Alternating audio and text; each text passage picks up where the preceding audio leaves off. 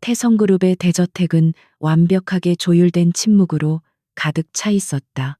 먼지 한 톨 없이 닦인 대리석 바닥, 유명 작가의 값비싼 그림, 그리고 계절마다 정확하게 교체되는 생화 장식까지 모든 것이 인공적인 질서 속에서 숨막히게 정돈되어 있었다. 서지우는 이 거대한 유리 상자 안에서 7년째 살고 있었다. 그녀는 통유리창 너머로 정원사가 한치의 오차도 없이 가꾸는 정원을 내다보았다. 저 정원처럼 그녀의 삶과 그녀의 아들 한결이의 삶도 보이지 않는 손에 의해 완벽하게 통제되고 있었다. 그녀의 시선이 정원 한쪽에서 흙장난을 하고 있는 작은 아들에게로 향했다. 7살짜리 한결이는 수억 원을 호가하는 로봇 장난감 대신 나무십과 돌멩이를 일정한 패턴으로 배열하며 자신만의 세계를 구축하고 있었다.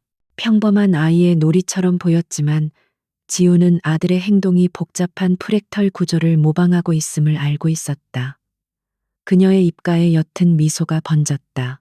아들의 천재성은 주입식 교육이 아닌 자유로운 탐구 속에서 스스로 빛나고 있었다. 그때 등 뒤에서 얼음장처럼 차가운 목소리가 들려왔다. 아직도 저러고 있더냐. 곧 기자들이 들이닥칠 텐데 흙이나 만지고 있어서야 태성의 후계자답다 하겠니. 태성그룹의 여제왕이자 지우의 시어머니인 오 회장이었다.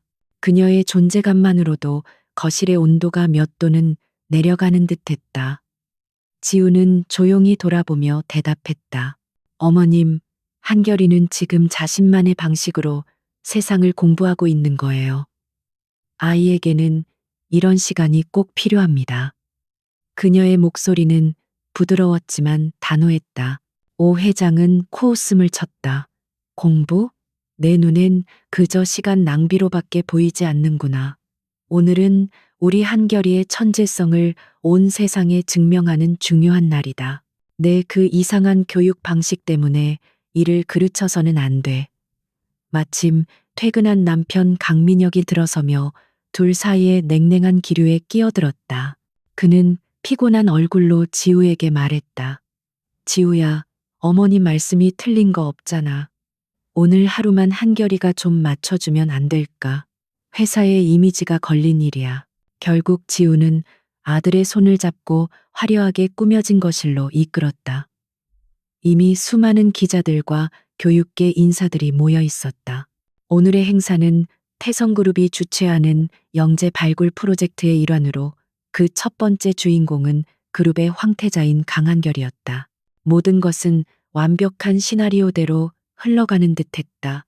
사회자의 소개와 함께 한결이가 무대 중앙으로 나섰고 복잡한 수학 문제와 과학 이론이 담긴 문제지가 아이 앞에 놓였다. 카메라 플래시가 쉴 새 없이 터졌다. 하지만 한결이는 문제를 풀지 않았다. 아이는 그저 굳은 표정으로 입을 꾹 다문 채 사람들 너머의 엄마만을 바라보고 있었다. 사회자가 몇 번이고 부드럽게 질문을 유도했지만 아이는 미동도 하지 않았다. 거실 안의 공기가 급속도로 어색해지기 시작했다. 강민혁과 오 회장의 얼굴에서 미소가 사라지고 당혹감과 분노가 서서히 차올랐다. 완벽하게 계획된 쇼는 7살 아이의 침묵이라는 예상치 못한 변수 앞에서 산산조각 나고 있었다. 결국 행사는 황급히 마무리되었고 기자들은 당혹스러운 표정으로 저택을 빠져나갔다. 모든 것이 끝나고 저택에는 폭풍 전야와 같은 정적이 흘렀다. 오 회장은 지우를 자신의 서재로 불렀다. 강민혁도 굳은 얼굴로 그 뒤를 따랐다. 묵직한 서재 문이 닫히자마자 강민혁이 먼저 입을 열었다. 이게 다 당신 때문이야. 당신의 그 이상한 교육 방식이 애를 저렇게 고집불통으로 만들었어. 오늘 우리가 얼마나 망신을 당했는지 알아? 그의 비난에 이어 오 회장의 차가운 목소리가 지우의 심장에 비수처럼 꽂혔다. 너는 한결이 엄마가 될 자격이 없다. 오 회장은 책상에 앉아 서류 한 장을 그녀 앞으로 내밀었다. 이혼 합의서였다. 네가 이 집안에 들어온 후로 조용한 날이 없었어. 특히 한결이 교육 문제에 있어서는 사사건건 내 방식의 반기를 들었지. 오늘 나는 내 판단이 옳았음을 확인했다. 너는 태성의 후계자를 키워낼 그릇이 못 돼. 그녀는 지우에게 선택권을 주었다. 조용히 이혼 서류에 도장을 찍고 떠난다면 평생 먹고 살 만큼의 위자료를 주겠다고. 그렇지 않으면 빈손으로 사회적으로 매장시켜 내쫓겠다고. 서지우는 아무 말도 하지 않았다. 그녀는 눈물을 흘리거나 애원하지도 않았다. 그저 깊이를 알 수 없는 고요한 눈으로 남편과 시어머니를 차례로 바라볼 뿐이었다. 그들의 얼굴에는 일말의 미안함이나 연민도 없었다. 오직 자신들의 제국에 흠집이 난 것에 대한 분노와 그 원인을 제거하려는 냉혹함만이 가득했다. 지우는 천천히 그러나 분명하게 고개를 끄덕였다. 그녀의 침묵은 그 어떤 절규보다도 더 무거운 동이었다. 그녀는 자신의 방으로 돌아와 작은 여행 가방 하나를 꺼냈다. 그녀는 그들이 사준 값비싼 보석이나 명품 옷에는 손도 대지 않았다. 오직 자신의 낡은 책 몇 권과 단출한 옷가지만을 챙겼다. 마지막으로 그녀는 아들의 방으로 향했다. 한결이는 오늘 있었던 소동에 지쳤는지 깊이 잠들어 있었다. 지우는 한참 동안 아들의 자는 얼굴을 내려다보았다. 심장이 갈갈이 찢기는 듯한 고통이 밀려왔지만 그녀는 소리내어 울지 않았다. 그녀는 품속에서 조심스럽게 무언가를 꺼내 아들의 머리맡에 놓았다. 그것은 그녀가 아들과 함께 산책하며 주었던 민들레꽃을 곱게 말려 책갈피로 만든 것이었다. 언젠가 바람을 타고 다시 만나자는 모자만의 비밀스러운 약속이었다. 그녀는 아들의 이마에 아주 가볍게 눈물처럼 차가운 입맞춤을 남기고 조용히 방을 나섰다. 그녀가 현관을 나서는 순간 묵직한 대문이 등 뒤에서 쾅 소리를 내며 닫혔다. 그 소리는 마치 그녀의 지난 삶에 대한 사망 선고처럼 느껴졌다. 그녀는 단 한 번도 뒤돌아보지 않았다. 서울을 떠난 서지우가 도착한 곳은 지도에도 잘 나오지 않는 작은 바닷가 마을이었다. 태성가의 대저택에서 풍기던 값비싼 방향제 냄새 대신 짭짤한 바닷바람과 생선 굽는 냄새가 그녀를 맞았다. 그녀의 새로운 보금자리는 마을의 작은 도서관 2층에 딸린 낡은 다락방이었다. 삐걱거리는 나무 바닥과 창문 틈으로 스며드는 바람은 완벽한 온도와 습도가 유지되던 이전의 삶과 극명한 대조를 이루었다. 그녀는 그 모든 것을 묵묵히 받아들였다. 그녀는 다음 날부터 도서관 사서로 일하기 시작했다. 낡은 책들을 정리하고 먼지를 털고 책을 빌리러 오는 마을 아이들에게 다정하게 책을 읽어주는 것이 그녀의 새로운 일상이 되었다. 오래된 종이 냄새 속에서 그녀는 역설적인 평온함을 느꼈다. 적어도 이곳에는 그녀를 감시하는 눈도 그녀의 모든 것을 통제하려는 손도 없었다. 하지만 밤이 되어 좁은 다락방에 홀로 남겨질 때면 심장을 도려내는 듯한 그리움이 파도처럼 밀려왔다. 그녀는 품속에서 몰래 가져온 한결이의 작은 사진 한 장을 꺼내보았다. 사진 속에서 환하게 웃고 있는 아들의 얼굴을 어루만지며 그녀는 소리 없이 눈물을 삼켰다. 아들의 온기, 웃음소리, 작은 손의 감촉이 생생하게 떠올라 그녀를 괴롭혔다. 하지만 그녀는 무너져 내리는 것을 스스로에게 허락하지 않았다. 그녀의 슬픔은 나약함이 아닌 앞으로 나아가게 할 연료가 되어야만 했다. 아들의 진정한 미래를 위해 그녀는 반드시 강해져야만 했다. 사실 그녀의 계획은 쫓겨나기 직전부터 이미 시작되고 있었다. 남편과 시어머니의 압박이 극에 달하던 어느 날 그녀는 이별을 예감했다. 그날 밤부터 그녀는 자신의 모든 연구 자료와 지식을 동원하여 아들을 위한 비밀스러운 길을 만들기 시작했다. 그녀는 전 세계의 석학들과 영재들이 모이는 국제 과학 포럼 하나를 찾아냈고 그곳의 생태계와 익명으로 활동하는 법을 치밀하게 연구했다. 그녀는 희생자가 되기 위해 떠난 것이 아니었다. 보이지 않는 조력자가 되기 위해 스스로 물러난 것이었다. 어느 날 밤 도서관이 문을 닫고 모두가 떠난 뒤 그녀는 낡은 컴퓨터 앞에 앉았다. 그녀는 복잡한 가상 사설망과 암호화 프로그램을 이용해 자신의 흔적을 완벽하게 지웠다. 그리고 마침내 과학 포럼에 새로운 계정 하나를 만들었다. 아이디는 민들레, 단들리온. 바람을 타고 어디로든 날아가 낯선 땅에서도 꿋꿋하게 뿌리내리고 꽃을 피우는 민들레 씨앗. 그것은 아들을 향한 그녀의 약속이자 그녀 자신의 운명에 대한 다짐이었다. 그녀는 아직 아무 글도 올리지 않았다. 그저 텅 빈 프로필을 만들었을 뿐이지만 그것은 광활한 디지털 세상에 심어진 희망의 씨앗이었다. 같은 시각 서울의 대저택에서는 또 다른 종류의 침묵이 흐르고 있었다. 엄마가 떠난 뒤 한결이는 거의 말을 잃었다. 아이는 더 이상 정원에서 뛰어놀지 않았고 방 안에 가득한 비싼 장난감에도 눈길을 주지 않았다. 아이는 그저 창가에 앉아 하염없이 하늘만 바라보았다. 아이의 손에는 엄마가 남기고 간 낡은 책갈피 속에 마른 민들레꽃이 꼭 쥐어져 있었다. 그것이 아이에게 남은 유일한 온기이자 세상과의 연결고리였다. 강민혁은 아들의 침묵을 이해하지 못했다. 그는 아들의 슬픔을 엄마를 잃은 아이의 당연한 반응이 아닌 자신에 대한 반항의 연장선으로 받아들였다. 그는 더 엄격한 가정교사들을 고용했고 아들의 하루를 분 단위로 쪼개어 학습 계획표로 가득 채웠다. 그는 아들의 마음을 들여다보는 대신 텅 빈 그릇에 억지로 지식을 쏟아붓는 방식으로 자신의 불안감을 해소하려 했다. 그의 강압적인 교육은 오히려 한결이의 마음의 문을 더욱 굳게 닫아버리는 결과를 낳았다. 어느 날 밤 오 회장은 손자의 방문 앞에서 서성이는 아들을 보며 혀를 찼다. 아직도 저 모양이냐? 내가 그 어미가 아이에게 나쁜 영향을 끼친다고 하지 않았느냐? 차라리 지금이 아이를 바로잡을 좋은 기회다.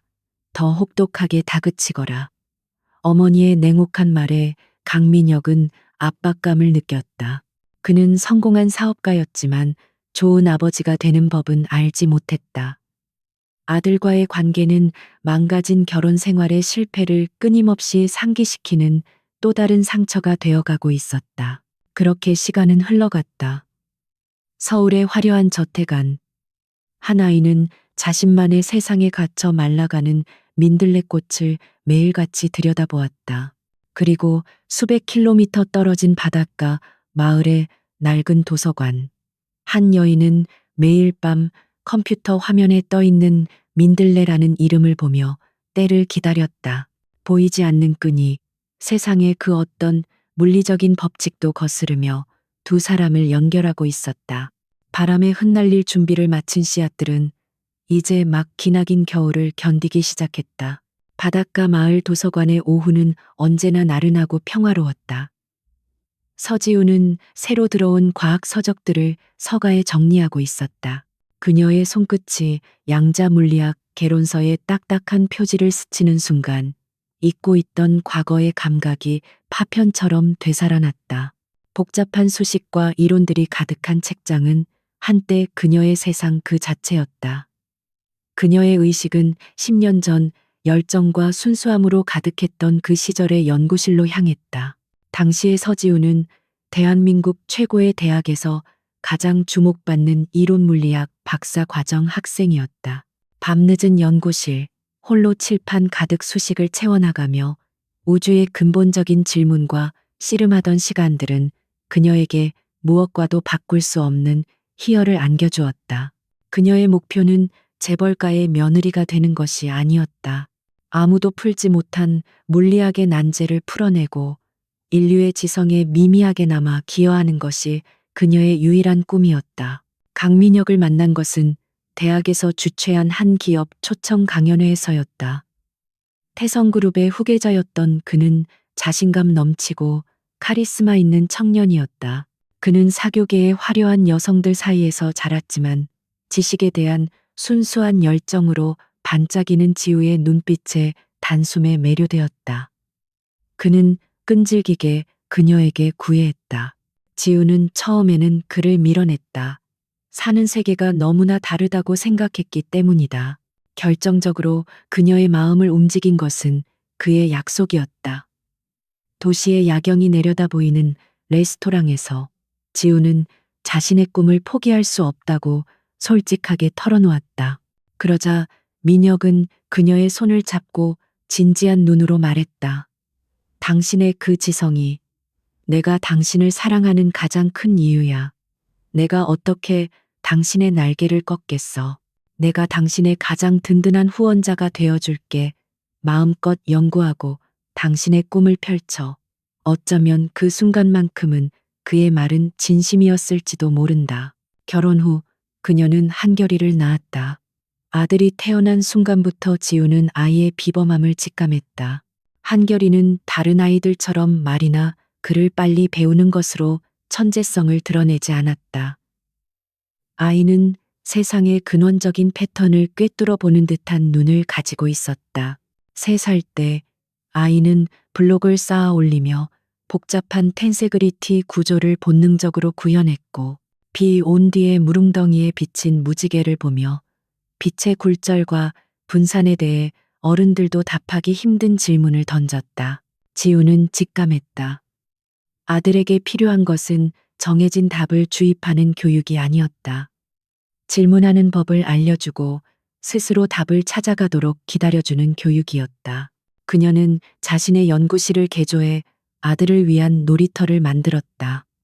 두 사람은 함께 박물관과 숲을 탐험했고 밤하늘의 별을 보며 우주의 크기에 대해 이야기했다. 그 시간들은 지우에게 무엇보다 소중했다.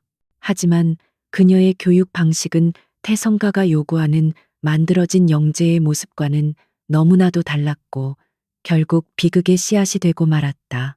다시 현재 바닷가 마을의 도서관. 손에 든 물리학 책의 무게가 새삼 무겁게 느껴졌다. 과거에 대한 회상은 그녀의 결심을 더욱 굳건하게 만들었다. 그녀는 더 이상 잃을 것이 없었다. 그녀에게는 지켜야 할 아들의 미래와 아들을 위해 반드시 해야 할 일이 있을 뿐이었다. 그날 밤 그녀는 다시 컴퓨터 앞에 앉아 민들레라는 이름으로 국제과학 포럼에 접속했다. 그리고 마침내 첫 번째 글을 올렸다. 그것은 단순한 질문이 아니었다. 만약 웜홀의 양쪽 입자가 양자 얽힘 상태에 있다면 정보는 빛보다 빠르게 전달될 수 있는가? 라는 제목의 글은 최신 촉근 이론과 양자역학을 아우르는 고도의 사고 실험이었다. 일반인은 이해조차 할 수 없는 어려운 글이었지만 그녀는 글의 서두에 자신과 한결이만이 아는 추억의 단서를 하나 심어두었다. 어린 시절 잔잔한 호수에 돌을 던졌을 때 퍼져나가던 2개의 물결처럼, 그것은 그녀가 디지털 세상이라는 망망대해에 띄워보낸 첫 번째 유리병 편지였다. 아들이 과연 이 외딴 포럼을 발견할 수 있을지, 발견하더라도 이 어려운 질문에 흥미를 보일지 모든 것이 불확실했다. 하지만 그녀는 믿었다. 천재성은 억압할수록 자유를 갈망하고 지적 호기심은 어떤 벽도 뛰어넘는다는 것을. 그녀는 자신의 아들이 가진 순수한 탐구의 정신을 믿었다. 지우는 게시 버튼을 누르고 컴퓨터를 껐다. 창밖으로 달빛을 머금은 밤바다가 고요하게 펼쳐져 있었다. 그녀는 보이지 않는 끈의 한쪽 끝을 세상에 던졌다. 이제 아들이 그 끈의 다른 쪽 끝을 발견하고 잡아당겨 주기를 기다리는 것만이 그녀가 할 수 있는 전부였다. 길고 외로운 기다림의 시작이었지만 그녀의 마음은 이상하리만치 평온했다. 어느덧 5년이라는 시간이 강물처럼 흘렀다. 서지우는 이제 바닷가 마을의 풍경에 완벽하게 녹아들어 있었다. 그녀는 도서관을 찾는 모든 사람들에게 친절한 사서 선생님이었고, 민들레라는 이름의 그녀는 국제과학 포럼에서 가장 난해하고 통찰력 있는 질문을 던지는 미지의 논객이었다. 그녀는 지난 5년간 단 하루도 쉬지 않고 아들을 향한 지식의 씨앗을 바람에 실어보냈다. 그 씨앗이 아들에게 닿았는지, 닿았다면 뿌리를 내렸는지 확인할 길은 없었지만 그녀는 묵묵히 자신의 일을 계속했다. 같은 시간 서울의 강한결은 12살 소년이 되어 있었다. 아이의 티를 벗은 얼굴에는 나이답지 않은 무표정과 그늘이 어려 있었다. 그가 사는 황금세장은 더욱 정교하고 화려해졌다. 세계 최고의 가정교사들이 그의 곁을 지켰고 그의 방은 최첨단 교육 장비들로 가득 찼다. 하지만 그 모든 것은 여전히 세장이었다.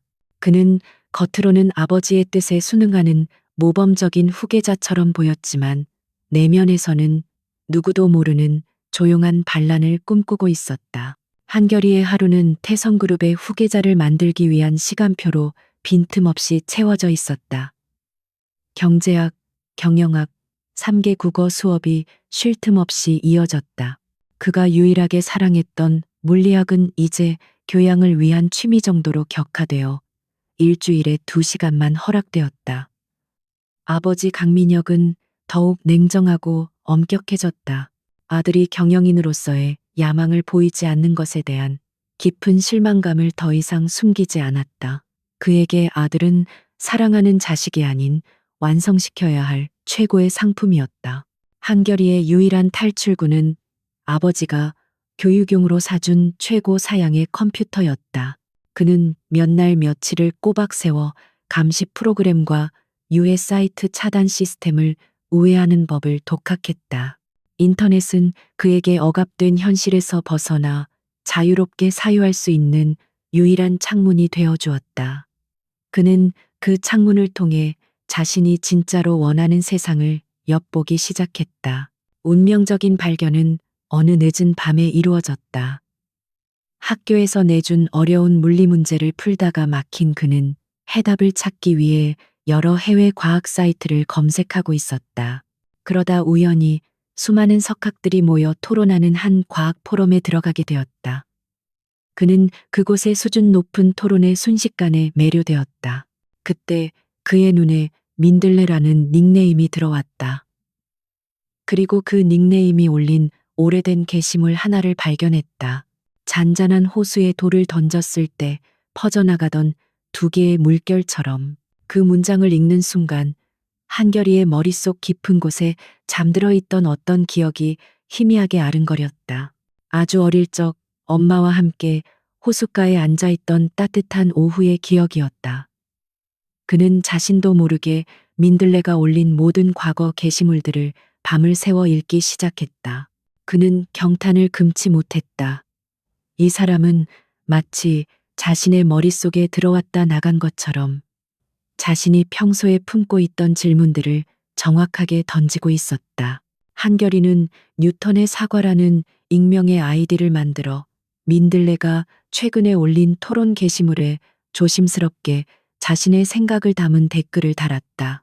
그의 답변은 아직 다듬어지지 않았지만 그 안에 담긴 독창적인 논리와 번뜩이는 직관은 다른 이들의 것과 차원이 달랐다. 바닷가 마을의 도서관에서 서지우는 그 댓글 알림을 확인했다. 그녀는 댓글을 읽는 순간 숨을 멈췄다. 독특한 논리 전개 방식, 어린아이답지 않은 깊이. 그녀는 알 수 있었다. 5년간의 기다림 끝에 아들이 마침내 그녀를 찾아온 것이다. 그녀의 눈가에 조용한 눈물이 흘러내렸다.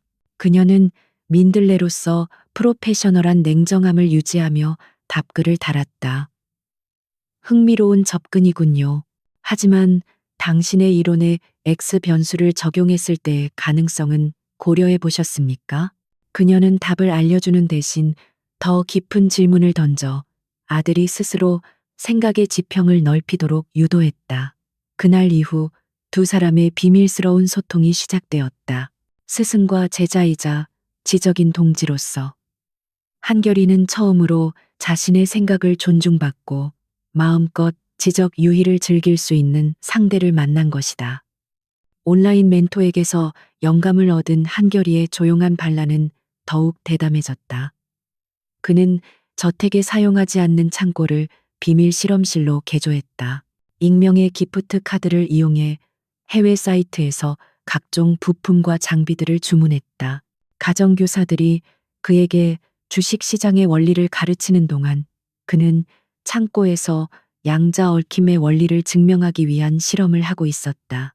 어느 날 저녁 강민혁이 예고 없이 그의 방에 들어왔다. 한결이는 재빨리 실험 장비를 숨기고 모니터에 복잡한 재무 보고서를 띄웠다. 아들의 모습에 강민혁은 만족스러운 표정을 지으며 돌아섰다. 그는 아들의 진짜 세상이 자신의 등 뒤에서 펼쳐지고 있다는 사실을 꿈에도 몰랐다. 그날 밤 한결이는 자신의 비밀 실험실에서 작은 성공을 거두었다. 그의 실험 데이터가 민들레와 토론했던 가설과 일치함을 증명해낸 것이다. 보통 때의 무표정한 얼굴은 온데간데 없고 열정과 희열로 상기된 소년의 얼굴이 거기에 있었다. 그는 떨리는 손으로 민들레에게 메시지를 보냈다. 선생님, 제가 맞았습니다. 데이터가 가설을 증명하고 있어요. 수백 킬로미터 떨어진 곳에서 서지우는 낡은 컴퓨터 화면에 뜬 그 메시지를 보며 자랑스러운 눈물을 흘렸다. 5년 전 그녀가 바람에 실어보낸 씨앗은 마침내 굳은 땅을 뚫고 그 누구도 상상하지 못했던 강인한 새싹을 틔우고 있었다. 민들레와의 비밀스러운 교감 속에서 강한결의 지성은 본물처럼 터져나오기 시작했다. 두 사람은 수개월에 걸쳐 기존의 양자 물리학계가 설명하지 못하는 한 가지 패러독스에 대해 치열하게 토론했다. 서지우는 아들에게 답을 주는 대신 생각의 방향을 트는 날카로운 질문들을 던졌다.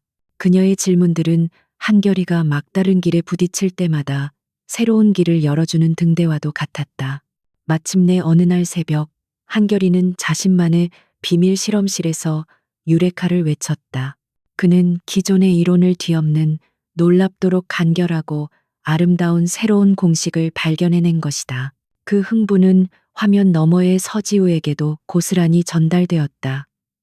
그녀는 아들이 자신의 지적 한계를 뛰어넘는 역사적인 순간을 목격하고 있었다. 이제 세상에 증명할 차례였다. 그녀는 민들레로서 한결이가 자신의 이론을 학술 논문의 형태로 정리하도록 도왔다. 그녀는 아들에게 엄격한 학계의 언어와 논문 작성법, 그리고 동료 학자들의 날카로운 검증을 견뎌내는 법을 가르쳤다. 그것은 한결이의 천재성을 세상과 소통할 수 있는 그릇에 담는 과정이었다. 두 사람은 논문을 익명으로 투고하기로 결정했다. 태성그룹이라는 이름값이 아닌 오직 실력만으로 평가받아야만 했다. 한결이는 HG라는 이니셜을 필명으로 삼아 세계 최고 권위의 물리학 저널에 논문을 보냈다. 초조한 기다림의 시간이 흘렀다. 서지우에게는 지난 5년간의 노력이 심판받는 순간이었고 한결이에게는 세상에 내딛는 첫걸음이었다. 마침내 저널로부터 한 통의 이메일이 도착했다. 그들의 논문은 까다로운 동료 심사를 통과했고 다음 호에 게재가 결정되었다는 소식이었다. 논문이 발표되자마자 전 세계 물리학계는 발칵 뒤집혔다. 학술적 배경이 전혀 알려지지 않은 익명의 저자가 수십 년간 이어진 난제를 풀어냈다는 사실에 모두가 경악했다. HG는 대체 누구인가? 전 세계의 대학과 연구소들이 이 미스터리한 천재를 찾기 위해 혈안이 되었다. 그리고 그 소식은 태성그룹의 정보망을 통해 강민혁의 귀에도 들어가게 되었다. 그는 처음에는 그저 흥미로운 과학계의 가십 정도로 여겼다. 하지만 HG가 바로 자신의 아들 강한결이라는 사실을 알게 되었을 때 그의 반응은 충격과 분노, 그리고 뒤틀린 희열이 뒤섞인 복잡한 감정이었다. 아들이 천재라는 사실에 대한 자부심보다 자신의 통제를 벗어나 이런 엄청난 일을 벌였다는 것에 대한 배신감이 더 컸다. 그는 즉시 한결이를 자신의 서재로 불렀다. 그는 아들을 축하하는 대신 그의 비밀스러운 행동을 거칠게 추궁했다. 나한테 말 한마디 없이 이런 일을 벌여? 네가 지금 제정신이야? 하지만 그는 이내 이것이 자신과 태성그룹의 명성을 한 단계 끌어올릴 절호의 기회임을 깨달았다. 몇 년 전 아들의 침묵으로 망쳐버렸던 기자회견의 굴욕을 만회할 완벽한 카드였다. 그는 즉시 홍보팀을 소집해 대규모 기자회견을 준비했다. 전 세계에 알릴 것이다. 태성의 후계자는 태성의 엘리트 교육 시스템이 만들어낸 위대한 과학 천재라고. 이것은 우리 가문의 승리다. 그의 눈은 야망으로 번뜩였다. 기자회견은 태성그룹 본사의 가장 큰 홀에서 성대하게 열렸다. 강민혁은 단상 위에서 의기양양한 표정으로 연설을 시작했다. 그는 미래를 위한 투자, 인재 육성에 대한 태성그룹의 확고한 철학 같은 미사여구를 늘어놓으며 모든 공을 자신과 회사로 돌렸다. 그는 마치 자신이 직접 논문을 쓴 것처럼 자랑스럽게 이야기했다. 그리고 연설의 마지막, 그는 하이라이트를 장식하기 위해 아들을 단상으로 불렀다. 모든 카메라가 한결이에게로 향했다. 아버지는 그에게 감사를 표하고 태성그룹의 일원으로서 자부심을 드러내라는 의미의 눈짓을 보냈다. 하지만 한결이는 아버지를 쳐다보지 않았다. 그는 마이크 앞에 서서 잠시 침묵을 지키더니 나지막하지만 단호한 목소리로 입을 열었다. 이 모든 과정을 이끌어주신 저의 멘토께 감사드립니다. 민들레 선생님이 아니었다면 이 모든 것은 불가능했을 겁니다. 그것이 전부였다. 그는 아버지에 대해서도 태성그룹에 대해서도 단 한마디도 언급하지 않았다.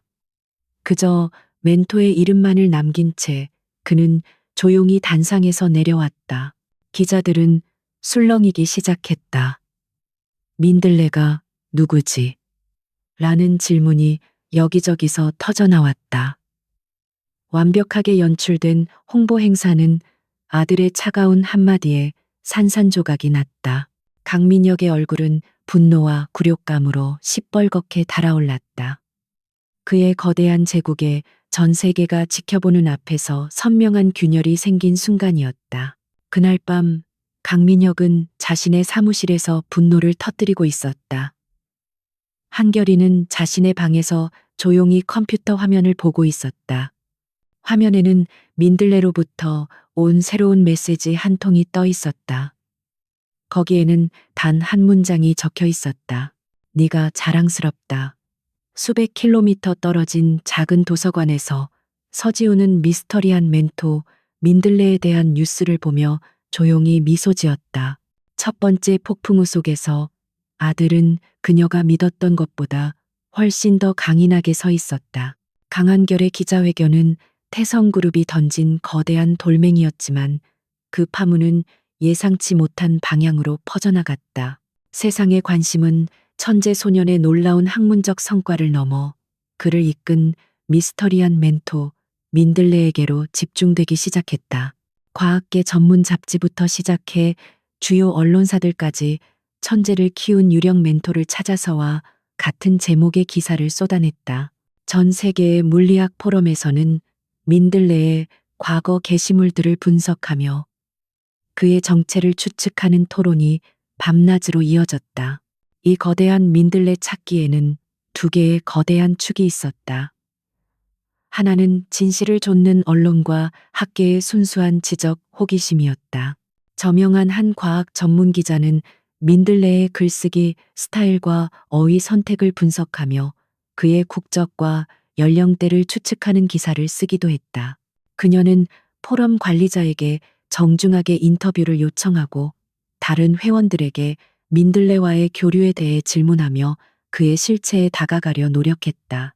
그리고 다른 하나의 축에는 강민혁의 두려움과 통제욕이 있었다. 그는 자신의 사무실에서 보안팀장인 최 이사를 닥달하고 있었다. 그의 얼굴은 편집증적인 의심으로 일그러져 있었다. 경쟁그룹의 소행인가 내 아들을 빼내려는 수작이야. 아니면 산업 스파이라도 심어놓은 건가? 그는 민들레의 존재를 순수한 학문적 조력자로 받아들일 수 없었다. 그의 세상에서 모든 행동은 이익과 음모로만 설명될 수 있었기 때문이다. 그는 최 이사에게 태성그룹의 모든 자원을 동원해서라도 민들레의 정체를 밝혀내라고 명령했다. 그것은 단순한 신원 조회가 아닌 기업 차원의 사이버 첩보 작전에 가까웠다. 태성그룹의 보안팀은 포럼 서버를 해킹하려 시도했고 관리자에게 접근의 정보를 빼내려 했으며 민들레의 접속 경로를 추적하기 위해 온갖 기술을 동원했다. 강민혁은 자신의 제국 안에서 자신의 허락 없이는 그 어떤 비밀도 존재할 수 없다고 믿었다. 하지만 그는 자신의 상대가 누구인지 전혀 알지 못했다. 그 시각 바닷가 마을 도서관에서 서지우는 자신을 향해 뻗쳐오는 모든 공격을 조용히 지켜보고 있었다. 그녀는 당황하지 않았다. 모든 것은 그녀의 예상 범위 안에 있었다. 5년 전 민들레라는 인격을 만들 때부터 그녀는 언젠가 이런 날이 올 것이라고 예감했다. 그녀는 단순히 가상사설망 하나에 의존하지 않았다. 그녀의 디지털 요새는 수년간의 치밀한 계산과 준비로 지어진 난공불락의 성이었다. 그녀의 민들레 계정은 여러 나라의 유령 회사를 거쳐 만들어졌고 접속 경로는 전 세계의 익명 학술 서버를 통해 수십 번씩 우회하고 있었다. 심지어 그녀는 자신을 추적하는 이들을 혼란에 빠뜨리기 위해 몇 겹의 가짜 흔적까지 미리 심어두었다. 그녀의 노트북에 태성그룹 보안팀의 서버 공격 시도를 알리는 경고창이 떴을 때 그녀는 침착하게 몇 개의 키를 눌러 공격을 무력화시키고 역으로 그들의 위치 정보를 교란시켰다. 그녀는 그들이 쳐놓은 그물을 유유히 빠져나가는 동시에 그들 스스로가 혼란의 안개 속에 갇히게 만들었다. 이러한 외부의 압력은 한결이와의 소통 방식에도 변화를 가져왔다. 그녀는 민들레로서 한결이에게 보안 채널을 통해 메시지를 보냈다. 우리의 연구가 세상의 주목을 받게 되었네. 당분간은 더 조심해야 하네. 우리의 대화는 지금처럼 암호화된 채널을 통해서만 그리고 이전보다 더 신중하게 이루어져야 할 걸세.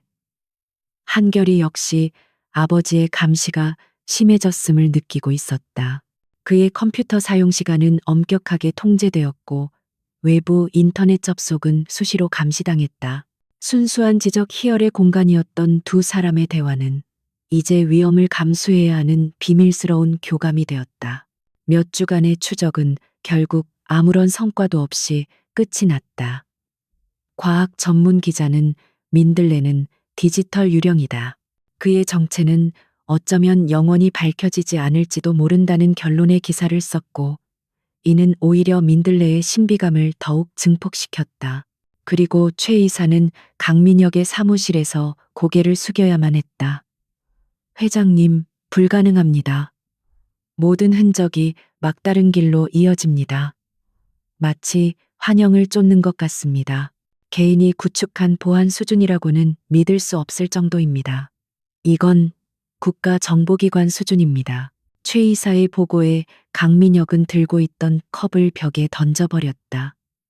그는 자신의 사무실 창가에 서서 도시의 야경을 내려다보았다. 세상 모든 것을 자신의 발 아래에 두고 있다고 믿었는데 그는 지금 보이지 않는 상대 앞에서 완벽한 무력감을 느끼고 있었다. 세상의 모든 돈과 권력을 동원해도 단 하나의 비밀을 파헤치지 못하고 있었다.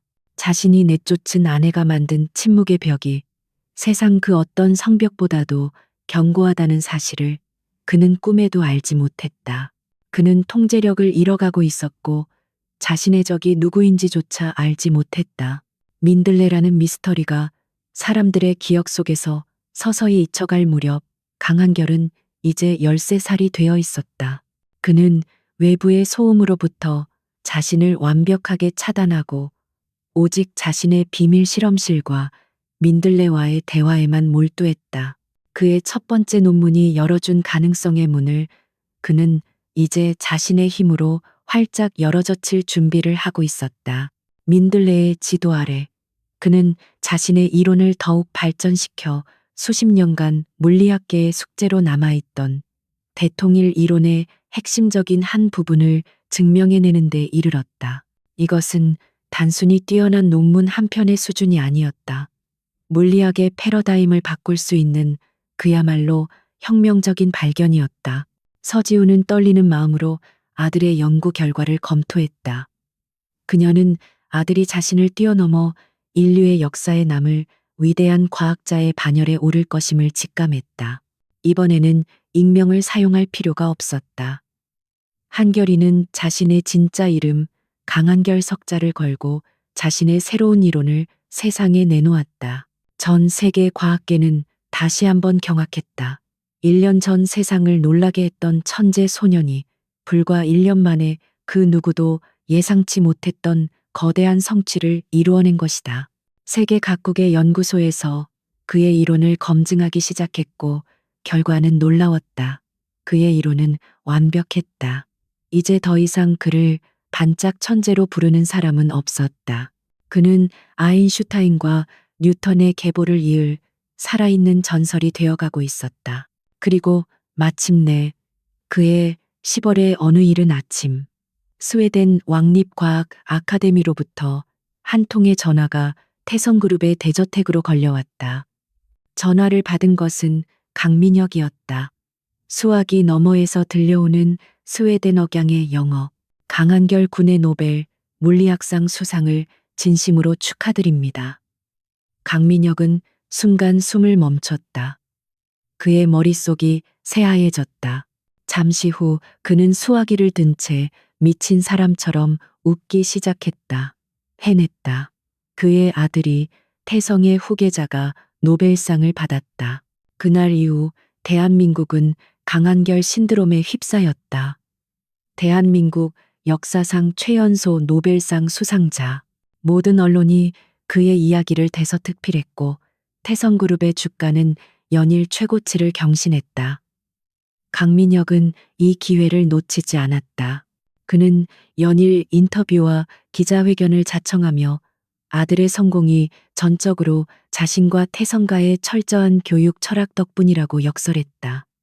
그는 완벽하게 역사를 재창조하고 있었다. 아들의 성공 스토리에서 서지우와 민들레의 존재는 깨끗하게 지워져 있었다. 강민혁에게 스톡홀름에서 열릴 노벨상 시상식은 아들의 학문적 영광을 축하하는 자리가 아니었다. 그것은 태성그룹의 위대함을 전 세계에 과시하고 자신의 경영 능력을 입증할 일생일대의 대관식이었다. 그는 전세기를 예약하고 스톡홀름의 최고급 호텔 스위트룸 전체를 빌렸다. 전 세계의 정재계 거물들을 초청해 시상식 전야 파티를 열 계획을 세웠다. 모든 것이 그의 야망을 과시하기 위한 화려한 무대 장치였다. 하지만 정작 주인공인 한결이는 이 모든 소동 속에서 유령처럼 겉돌았다. 아이는 여전히 말이 없었고 아버지의 요란한 계획에 무관심했다. 부자 사이의 갈등은 시상식 수상 연설문을 준비하는 과정에서 폭발했다. 강민혁의 비서실에서 작성한 연설문 초안은 아버지와 할머니, 그리고 태성그룹에 대한 감사와 찬양으로 가득 차 있었다. 그것은 수상 소감이 아닌 잘 쓰인 기업 홍보 자료에 가까웠다. 한결이는 그 연설문을 읽어본 뒤 조용히 아버지에게 말했다. 이렇게 말하고 싶지 않아요. 저는 제 멘토이신 민들레 선생님께 감사 인사를 드려야만 해요. 그 말에 강민혁은 분노를 터뜨렸다. 민들레는 유령일 뿐이야. 정체도 모르는 인터넷 떠돌이한테 무슨 감사 인사를 한다는 거냐. 너는 너에게 모든 것을 준 이 가족에게 감사해야 해. 이것은 협상의 여지가 없어. 그는 아들의 인격이나 생각을 존중할 마음이 전혀 없었다. 아들은 그저 자신의 성공을 완성시킬 가장 중요한 도구일 뿐이었다. 시상식을 며칠 앞둔 어느 날 밤 한결이는 자신의 방에 홀로 앉아 있었다. 책상 위에는 아버지가 강요한 연설문이 놓여 있었다. 그는 그것을 물끄러미 바라보다가 조용히 컴퓨터를 켜 민들레에게 보안 메시지를 보냈다. 제가 무엇을 해야 하는지 이제 알겠습니다. 수백 킬로미터 떨어진 곳에서 서지우는 그 메시지를 읽었다. 그녀는 아무런 답장도 하지 않았다. 하지만 그녀의 얼굴에는 아들에 대한 깊은 믿음과 그가 짊어져야 할 거대한 용기의 무게에 대한 안타까움이 동시에 스쳐 지나갔다. 이제 모든 것은 스톡홀름의 그 무대 위에서 결정될 것이었다. 스톡홀름으로 떠나기 며칠 전밤, 강한결은 자신의 방에서 거대한 결심을 내렸다. 노벨상이라는 영광의 무게보다 아버지의 오만함과 통제에 대한 답답함이 그의 숨통을 조여왔다. 이대로 스톡홀름에 가서 아버지가 써준 대본을 읽는 꼭두각시가 될 수는 없었다. 그 무대에 서기 전에 그는 반드시 어머니를 만나야만 했다. 과학자로서의 검증이 아닌 아들로서의 확신이 필요했다. 그는 어머니의 힘을, 그녀의 믿음을 직접 확인해야만 했다. 어머니를 찾는 것은 불가능에 가까워 보였다. 하지만 그는 포기하지 않았다. 그는 지난 몇 년간 민들레와 나누었던 모든 대화 기록을 다시 샅샅이 훑기 시작했다. 그의 천재적인 두뇌는 물리학뿐만 아니라 미세한 패턴을 인식하고 연결하는 능력에서도 발휘되었다. 민들레는 대화 중에 무심코 던지는 듯한 사적인 단서들을 아주 가끔 흘렸었다. 오늘 새벽 갈매기 소리는 유난히 청명하군요. 창밖으로만 볼 수 있는 희귀한 야생화가 피었습니다. 작은 도서관 서가에서 아주 오래된 시집을 발견했습니다. 각각의 단서들은 의미가 없었지만 한결이는 그것들을 하나의 퍼즐 조각처럼 맞춰 나갔다. 그는 위성 지도와 식물 데이터베이스, 그리고 전국의 도서관 목록을 대조하며 가능성의 범위를 좁혀나갔다. 마침내 모든 조건이 일치하는 단 한 곳의 장소가 그의 모니터에 떠올랐다. 지도에도 잘 나오지 않는 동해안의 작은 항구 도시였다. 그는 그곳에 어머니가 있을 것이라고 확신했다. 탈출은 조용하고 신속하게 이루어졌다. 그는 자신의 전공을 10분 활용해 방문 앞에 감시 카메라의 이전 영상을 반복 재생시키는 루프를 만들었다. 그리고 익명으로 충전해둔 선불카드로 기차표를 예매했다. 그는 작은 배낭 하나만을 맨 채 한밤중에 자신의 황금 감옥을 빠져나왔다. 배낭 속에는 노트북과 함께 5년 전 어머니가 남기고 간 빛바랜 민들레, 책갈피가 소중하게 들어있었다. 그의 침묵의 반란은 5년 전 어머니의 조용한 퇴장과 꼭 닮아 있었다. 기차에 몸을 실은 한결이는 생애 처음으로 완전한 자유와 마주했다. 통제된 저택의 멸균된 공기가 아닌 평범한 사람들의 숨결과 다양한 냄새가 가득한 기차 안은 그에게 낯설지만 흥미로운 세상이었다. 창밖으로 스쳐 지나가는 풍경, 평범한 가족들의 웃음소리, 그는 자신이 그동안 얼마나 비정상적인 세상 속에 갇혀 살았는지를 새삼 깨달았다. 그는 위대한 천재 과학자이기 이전에 평범한 세상을 경험해 보지 못한 13살 소년일 뿐이었다. 몇 시간을 달려 그는 마침내 목적지에 도착했다. 바닷바람이 세차게 불어오는 작은 마을은 그가 상상했던 모습 그대로였다.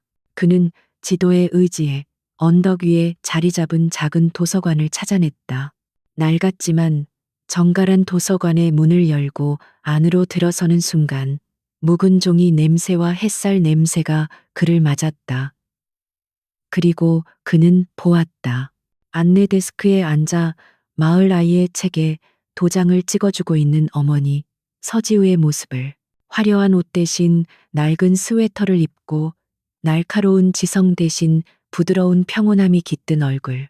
지난 5년의 세월이 그녀의 얼굴에 옅은 흔적을 남겼지만 그녀는 틀림없는 그의 어머니였다. 도서관을 가로질러 두 사람의 시선이 마주쳤다. 순간 세상의 모든 소음이 멎었다.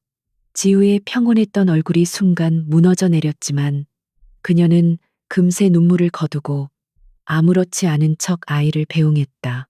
이제 도서관 안에는 두 사람만이 남았다. 한결이는 천천히 그녀에게로 걸어갔다. 그는 엄마라고 부르는 대신 품속에서 낡은 민들레 책갈피를 꺼내 안내 데스크 위에 올려놓았다. 5년간의 그리움과 원망, 그리고 사랑이 담긴 그의 모든 언어였다. 그 모습에 지우는 말없이 데스크 뒤편에 낡은 시집 한 권을 꺼냈다. 그리고 책갈피 사이에 고이 말려두었던 새롭고 선명한 민들레꽃 하나를 꺼내 아들의 책갈피 옆에 나란히 놓았다. 그것은 두 사람의 약속에 대한 침묵의 응답이었다. 그제야 한결이는 갈라지는 목소리로 겨우 입을 열었다. 저 스톡홀름에 가요. 지우는 그저 조용히 고개를 끄덕였다. 그녀는 아들의 손 위로 자신의 손을 포겠다. 그 따뜻한 온기가 지난 5년간의 모든 외로움과 불안을 녹여내리는 듯했다. 두 사람은 연설에 대해 아버지에 대해 묻지 않았다. 그럴 필요가 없었다. 그 침묵 속에서 한결이는 자신이 원했던 모든 해답과 용기를 얻었다. 날이 저물기 전 그는 떠나야만 했다. 짧은 만남을 뒤로하고 그는 도서관 문을 나섰다. 문 앞에서 그는 마지막으로 뒤를 돌아보았다. 서지우는 그 자리에 선 채 오후의 햇살을 받으며 아들을 바라보고 있었다. 그리고 그녀는 5년 만에 처음으로 아들을 향해 세상에서 가장 환한 미소를 지어 보였다. 그것은 절대적인 믿음과 지지가 담긴 미소였다. 한결이는 그 미소를 가슴에 품고 서울로 돌아갔다. 그의 결심은 이제 바위처럼 단단해졌다. 그는 더 이상 외로운 천재 소년이 아니었다. 그는 어머니의 침묵의 약속을 지켜낼 세상에서 가장 강한 아들이었다. 스톡홀름에 도착한 태성그룹 일행의 모습은 마치 개선장군의 행렬과도 같았다. 전세기에서 내린 강민혁은 아들의 어깨를 감싼 채 공항에 몰려든 전 세계 언론의 카메라 세례를 즐겼다. 그는 자랑스러운 아버지의 역할을 완벽하게 연기했다. 그의 얼굴에는 아들의 영광을 자신의 것으로 만들려는 노골적인 야망이 가득했다. 그 소란의 중심에서 강한결은 굳은 표정으로 침묵을 지켰다. 그는 아버지의 화려한 무대 위에 선 값비싼 소품이 된 것 같았다. 노벨 주간, 노벨 위키 동안 강민혁은 자신의 아들을 이용해 태성그룹의 위상을 높이는데 모든 힘을 쏟았다. 그는 스톡홀름의 가장 호화로운 호텔에서 세계적인 기업가와 정치인들을 초청해 파티를 열었고 아들을 마지못해 그 자리에 세웠다. 그는 모든 대화를 태성그룹의 경영 철학과 자신의 성공적인 자녀 교육법으로 이끌어갔다. 그의 세상에서는 아들의 노벨상조차 자신의 업적을 꾸미는 최고의 장신구일 뿐이었다. 하지만 강한결은 더 이상 5년 전의 무력한 아이가 아니었다. 노벨상 수상자들이 각자의 분야에 대해 강연하는 공식 석상에서 그는 모두를 놀라게 했다. 아버지가 주입하려 했던 기업 홍보 문구 대신 그는 물리학의 아름다움과 순수한 지적 탐구의 기쁨에 대해 열정적으로 이야기했다. 그의 강연은 나이를 뛰어넘는 깊이와 통찰력으로 가득 차 있었고 노련한 과학자들로 가득한 청중은 그의 말 한마디 한마디에 깊이 빠져들었다. 그것은 아버지의 세계에 대한 그의 조용한 그러나 가장 지적인 반항이었다. 시상식 전날 밤 강민혁은 아들과의 마지막談판을 시도했다. 그는 호텔 스위트룸 창가에 서서 눈 덮인 스톡홀름의 야경을 보고 있는 아들에게 다가갔다. 그는 자신이 직접 수정한 연설문 종이를 아들의 손에 쥐어주었다. 이것이 네가 우리 가족을 자랑스럽게 만들 마지막 기회다. 날 실망시키지 마라. 그의 목소리에는 애정 어린 당부가 아닌 거역할 수 없는 명령의 무게가 실려 있었다. 아버지가 나간 뒤 한결이는 손에 들린 연설문을 내려다보았다. 그리고 품속에서 소중하게 간직해 온 마른 민들레 꽃을 꺼냈다. 도서관에서 마주했던 어머니의 환한 미소가 떠올랐다. 그는 내일 이 세상에서 가장 영광스러운 무대 위에서 자신의 모든 것을 건 선택을 해야만 했다. 아버지의 꼭두각시로 남을 것인가? 아니면 진정한 자유를 향해 날아오를 것인가? 그의 마음은 이미 정해져 있었다. 마침내 운명의 날이 밝았다. 스톡홀름 콘서트홀은 그 유구한 역사와 건의만큼이나 장엄한 분위기로 가득 차 있었다. 스웨덴 왕실 가족과 전 세계의 석학들, 그리고 각계각층의 귀빈들이 자리를 가득 메웠다.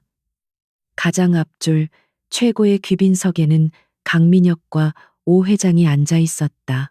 그들의 얼굴에는 자신들이 이 모든 영광의 진정한 주인이라는 듯한 오만함과 만족감이 가득했다. 그들에게 오늘은 태성 왕조의 가장 위대한 날이었다. 시상식이 시작되고 화학상, 생리의학상, 문학상 수상자들이 차례로 호명되었다. 마침내 물리학상 발표자가 엄숙한 목소리로 연단에 섰다. 그는 어린 수상자의 혁명적인 업적에 대해 간략하게 설명한 뒤 마침내 그 이름을 불렀다. 강한결. 장내의 우레와 같은 박수 소리가 터져나왔다. 전 세계 수십억 명의 시청자들이 TV와 인터넷을 통해 이 역사적인 순간을 지켜보고 있었다. 한국의 작은 바닷가 마을 도서관에서도 한 여인이 작은 모니터 화면에서 눈을 떼지 못한 채 가슴을 졸이며 숨을 죽이고 있었다. 한결이는 자신의 자리에서 일어나 무대를 향해 걸어갔다. 그 짧은 거리가 영원처럼 길게 느껴졌다. 세상 모든 사람들의 시선이 그에게 쏟아졌지만 그의 머릿속에는 오직 도서관에서 보았던 어머니의 미소만이 가득했다. 한 걸음, 한 걸음 내디딜 때마다 그는 아버지의 그림자에서 벗어나 자신의 진실을 향해 나아가고 있었다. 그는 스웨덴 국왕 앞으로 나아가 정중하게 허리를 숙여 노벨상 메달과 상장을 받았다. 콘서트홀은 떠나갈 듯한 박수 소리로 가득 찼다. 박수 소리가 잦아들자 한결이는 수상 소감을 발표하기 위해 연단으로 향했다. 거대하고 화려한 콘서트홀은 완벽한 침묵에 휩싸였다. 그는 청중을 둘러보았다. 아버지의 의기양양한 얼굴이 시야에 들어왔다.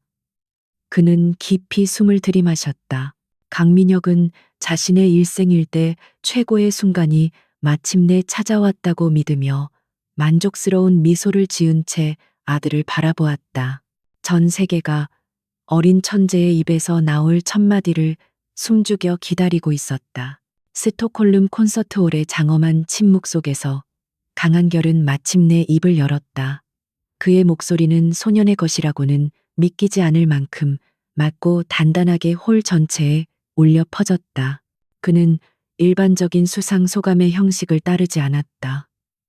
대신 그는 세상에서 가장 위대한 지성인들 앞에서 하나의 이야기를 시작했다. 오늘 저는 과학 이론 대신 한 송이 민들레에 대한 이야기를 하고 싶습니다. 강민혁의 입가에 머물던 만족스러운 미소에 미세한 균열이 생겼다. 완벽하게 통제된 어느 정원이 있었습니다. 그곳의 정원사들은 오직 화려한 장미와 난초만을 귀하게 여겼습니다. 그러던 어느 날 구석에서 이름 없는 민들레 씨앗 하나가 싹을 틔웠습니다. 정원사들은 그 씨앗이 정원의 격을 떨어뜨린다며 가치 없는 것이라 말하며 담장 밖 거친 바람 속으로 날려 보냈습니다. 한결이의 목소리는 담담했지만 그 안에 담긴 비유를 알아차린 몇몇 청중들의 얼굴에 미묘한 표정이 스쳐 지나갔다. 강민혁과 오 회장의 얼굴은 서서히 굳어지고 있었다. 한결이는 계속해서 이야기를 이어갔다. 하지만 그 씨앗은 죽지 않았습니다. 멀고 먼 곳에 돌담 틈에 뿌리를 내렸고 오직 햇빛과 빗물 그리고 한때 정원에 속해 있었다는 기억만으로 꿋꿋하게 자라났습니다. 그리고 바람이 불 때마다 보이지 않는 자신의 씨앗들을 담장 너머의 작은 씨앗에게 끊임없이 날려보냈습니다. 그는 잠시 말을 멈추고 정면의 방송 카메라를 응시했다. 마치 수천 킬로미터 너머의 단 한 사람에게 이야기하듯이. 지난 5년간 그 이름 없는 민들레는 저의 유일한 스승이었습니다. 지식은 벽으로 가둘 수 없으며 호기심은 길들일 수 없다는 것을 가르쳐 주었습니다. 그는 이제 이야기의 베일을 벗겨내기 시작했다. 그의 시선이 객석 앞줄의 아버지를 스쳐 지나갔다. 세상은 저의 스승을 민들레라는 이름으로 알고 있습니다. 하지만 저는 그분을 다른 이름으로 알고 있습니다. 자격이 없다는 말을 들어야 했고, 제가 자유로워질 수 있도록 자신의 모든 것을 포기해야만 했던 사람의 이름입니다. 콘서트홀 전체가 숨을 죽였다. 카메라 감독은 직감적으로 그의 얼굴을 클로즈업했다. 그분의 이름은 서지우입니다. 그리고 저의 어머니입니다. 그 말이 터져나오는 순간 장내에는 거대한 충격의 파도가 휩쓸고 지나갔다. 박수가 아닌 집단적인 탄성과 술렁임이 먼저 터져나왔다. 방송 카메라들은 약속이라도 한 듯 일제히 강민혁과 오 회장에게로 향했다. 두 사람은 마치 시간이 멈춘 것처럼 새하얗게 질린 얼굴로 허공을 응시하고 있었다. 수십 년간 쌓아 올린 자부심과 오만의 성이 아들의, 손자의 담담한 한마디에 전 세계가 지켜보는 앞에서 와르르 무너져 내리는 순간이었다. 한결이는 술렁임이 잦아들기를 기다렸다. 그는 자신의 노벨상 메달을 조용히 들어 올렸다. 그래서 이 상은 제 것이 아닙니다. 어머니의 것입니다. 그리고 그는 세상을 향해, 어머니를 향해 마지막 인사를 건넸다. 엄마, 저에게 나는 법을 가르쳐 주셔서 감사합니다. 그 순간 마침내 우레와 같은 박수 소리가 터져 나왔다. 그것은 단순히 천재 과학자를 향한 박수가 아니었다. 위대한 아들을 향한, 그리고 세상이 알지 못했던 더 위대한 어머니를 향한 뜨거운 갈채였다. 그 시각 한국의 작은 도서관에서 서지우는 작은 모니터 화면을 보며 하염없이 눈물을 흘리고 있었다. 지난 5년간 억눌러 왔던 모든 슬픔과 그리움, 그리고 외로움이 한꺼번에 터져 나왔다. 그것은 슬픔의 눈물이 아니었다. 완전한 해방과 자유, 그리고 아들에 대한 무한한 자부심이 담긴 세상에서 가장 행복한 눈물이었다. 그녀의 침묵의 약속은 온 세상이 듣는 거대한 함성이 되어 돌아왔다. 며칠 후 모든 언론의 인터뷰 요청을 거절한 한결이는 조용히 한국으로 돌아왔다. 그는 공항에서 기다리고 있던 아버지의 차에 오르지 않고 곧장 동해안으로 향하는 버스에 몸을 실었다. 그는 어머니가 있는 바닷가 마을, 그 작은 도서관 근처의 해변으로 향했다. 서지우는 그곳에서 파도 소리를 들으며 아들을 기다리고 있었다. 한결이는 말없이 어머니의 등 뒤로 다가가 섰다. 어머니가 천천히 돌아보았다. 한결이는 품속에서 노벨상 메달을 꺼내 그녀에게 내밀었다. 지우는 고개를 저으며 아들의 손을 부드럽게 감싸 메달 위로 다시 쥐어주었다. 내 것이야, 아들. 그 말에 한결이는 손에 들고 있던 메달을 모래사장 위로 떨어뜨렸다. 그리고는 와락 어머니를 껴안았다. 그는 더 이상 세상을 놀라게 한 천재 과학자가 아니었다. 그는 그저 5년 만에 엄마 품에 안긴 13살 어린아이였다. 엄마, 집에 왔어요. 에필로그. 그날 이후 강민혁의 세계는 무너져 내렸다. 태성그룹의 주가는 폭락했고 그의 리더십에 대한 주주들의 신임은 바닥으로 떨어졌다. 그는 결국 경영 일선에서 물러나야만 했다. 이미지로 쌓아 올린 그의 제국은 진실이라는 단 한마디에 의해 허무하게 파괴되었다. 서지우와 강한결은 작은 독립연구재단을 설립했다. 거대 자본의 통제를 받지 않고 오직 순수한 호기심을 가진 젊고 가난한 과학자들을 후원하기 위한 재단이었다. 두 사람은 이제 스승과 제자가 아닌 가장 완벽한 연구 파트너로서 함께했다. 어느 봄날 두 사람은 자신들의 재단 앞 언덕에 앉아 있었다. 언덕은 온통 하얀 민들레로 뒤덮여 있었다. 바람이 불자 수만 개의 민들레 씨앗이 햇살 속에서 춤을 추며 세상 멀리 퍼져나갔다. 그들이 만들어낸 진실과 희망의 유산처럼.